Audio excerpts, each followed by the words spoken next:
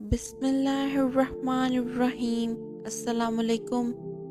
دیوار گریہ ایک ایسی مقدس دیوار ہے جو یہودیوں کے لیے اتنی ہی مقدس ہے جتنا مسلمانوں کے لیے خانہ کعبہ، جس کے سامنے ایک مذہبی فریضے کے طور پر وہ 2000 سال سے رو رو کر دعائیں کر رہے ہیں، اور اسی لیے اس دیوار کا نام دیوار گریہ پڑ گیا۔ آخر اس دیوار کے اندر ایسا کیا خاص ہے، اس کی تاریخ کیا ہے، اور یہودی یہاں پر آ کر کیا دعائیں کرتے ہیں، انہیں کس مسیحا کا انتظار ہے، اور آنے والے وقتوں کے اندر اس دیوار سے متعلق وہ کیا ارادہ رکھتے ہیں، یہ سب باتیں ہم آپ کو آج کی اس ویڈیو کے اندر بتانے والے ہیں، کیونکہ اس دیوار گریہ کی تاریخ فلسطین کے موجودہ کشیدہ حالات اور مستقبل میں ہونے والی تیسری عالمی جنگ سے جڑے ہوئے ہیں۔ دیوار گریہ دراصل ہیکل سلیمانی کی تباہی میں بچ جانے والی ایک ایسی دیوار ہے، یا اس کی بنیاد پر بچ جانے والا آخری حصہ ہے جو یہودیوں کی پہلی مقدس ترین عبادت کی جگہ تھی، اور اسے تابوت سکینہ رکھنے کے لیے اور عبادت کے لیے حضرت داؤد علیہ السلام نے پہلی بار تعمیر کروانا شروع کیا، جو اس وقت یہودی قوم یا بنی اسرائیل کے حکمران تھے، مگر اپنی زندگی میں وہ اسے مکمل نہ کر سکے، لہٰذا آپ کے بیٹے حضرت سلیمان علیہ السلام نے اسے جنات سے مکمل کروایا،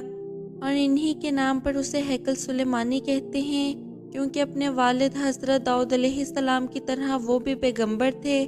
جنہیں اللہ تعالیٰ کی طرف سے ہواؤں اور جنات پر کنٹرول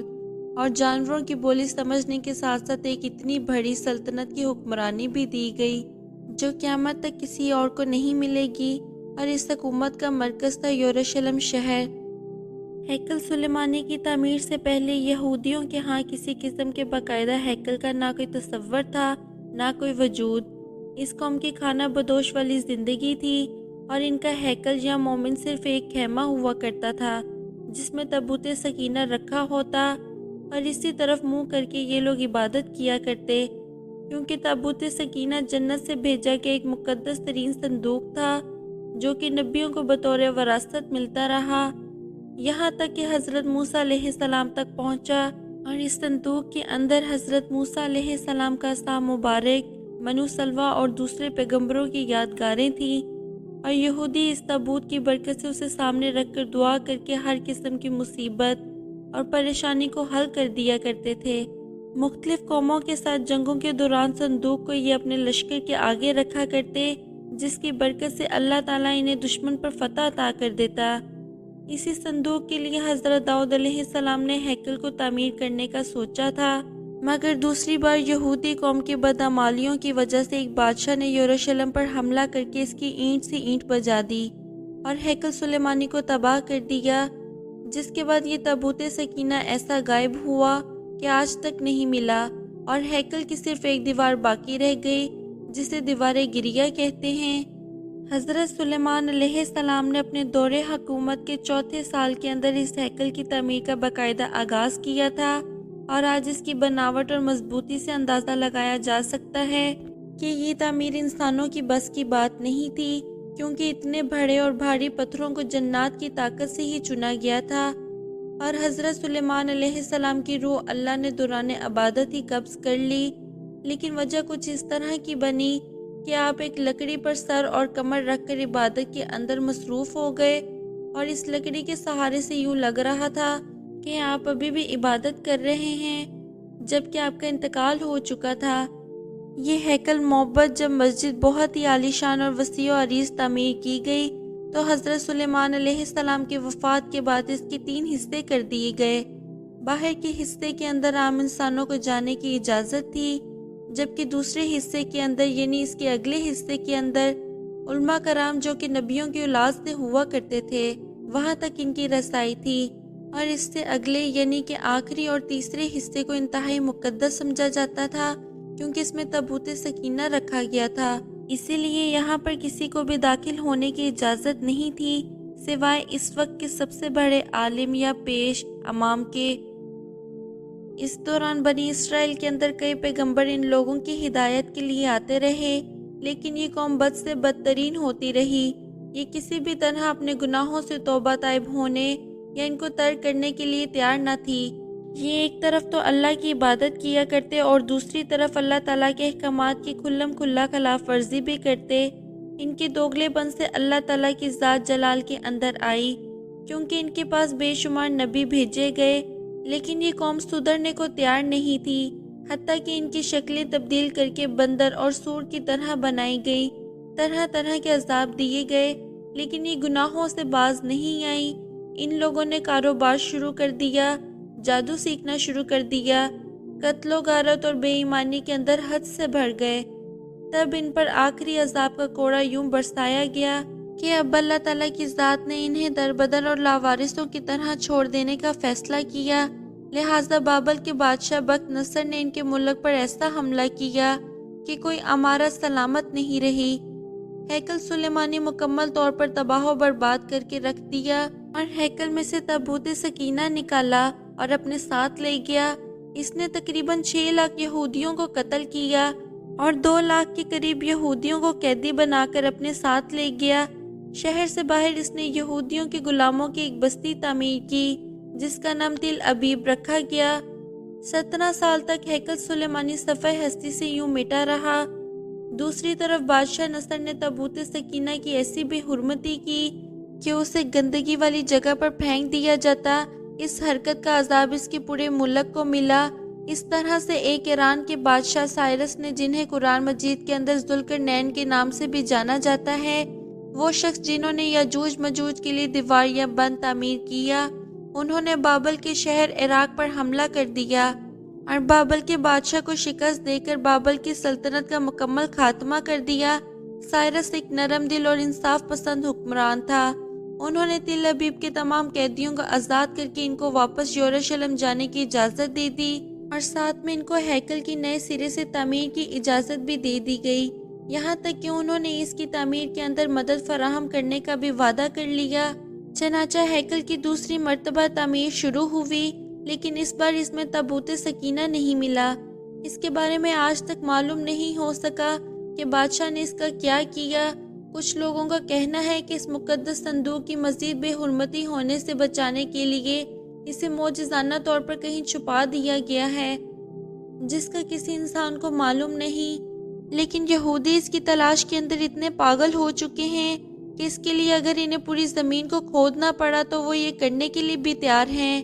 یوں دوسری مرتبہ ہیکل کی تعمیر کے بعد وقت گزرتا رہا، یہاں تک کہ کچھ عرصے بعد حضرت عیسیٰ علیہ السلام کا ظہور ہوا۔ اللہ کے اس ظہور پر ایک بار پھر سے یہودیوں نے حسب معمول ان کی منافقت اور حضرت عیسیٰ علیہ السلام کا یہود کے علماء کو آئینہ دکھانے پر کہ وہ کیسے چند سکوں کے عوض دین کی تعلیمات کو بیچ رہے ہیں،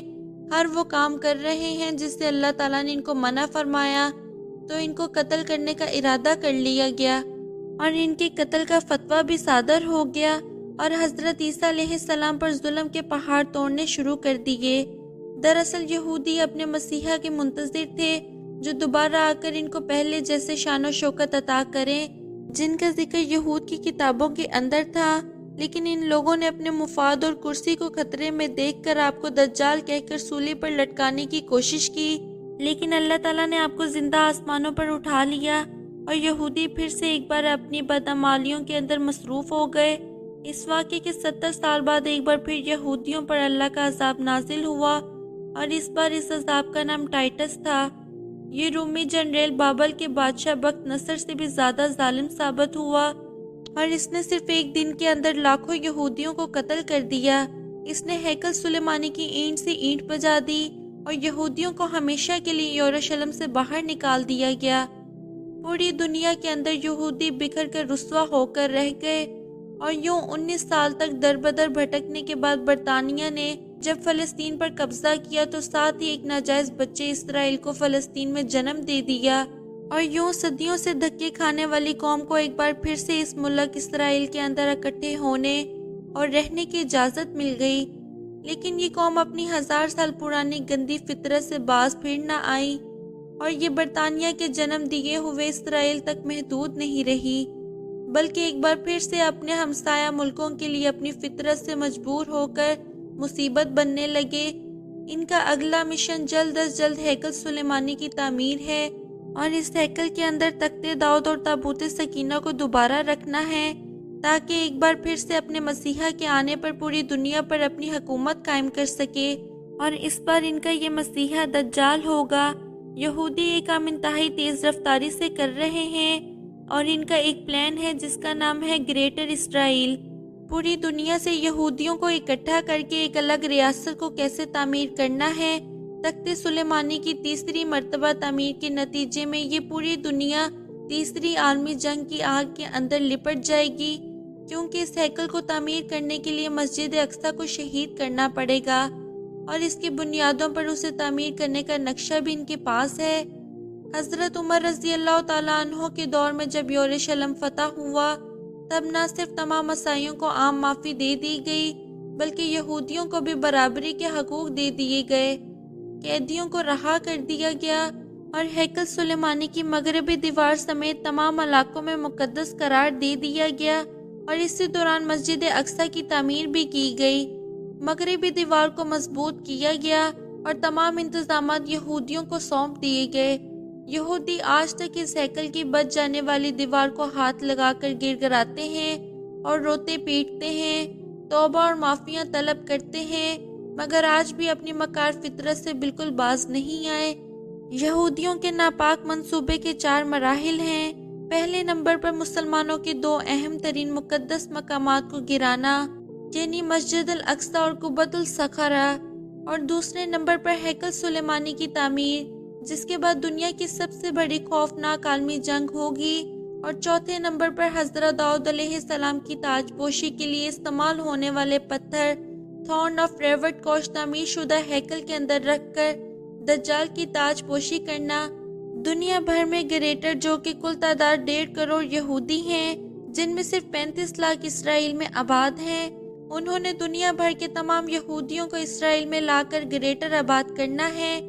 جس کے لیے انہیں جگہ چاہیے اور اسی لیے وہ اسرائیل بنا رہے ہیں، اور دوسرا یہ کہ انہیں تیسری عالمی جنگ کے لیے تمام یہودیوں کو ایک جگہ پر اکٹھا کرنا ہے، کیونکہ اس جنگ کا مقام اسرائیل کے اندر مجیدو نام کی ایک پہاڑی اور اس کے ارد گرد کے علاقے کو بتایا جاتا ہے، جس کا ذکر بائبل میں بھی موجود ہے۔ 1900 سالوں سے یہودیوں کا خانہ کعبہ گرا پڑا ہے،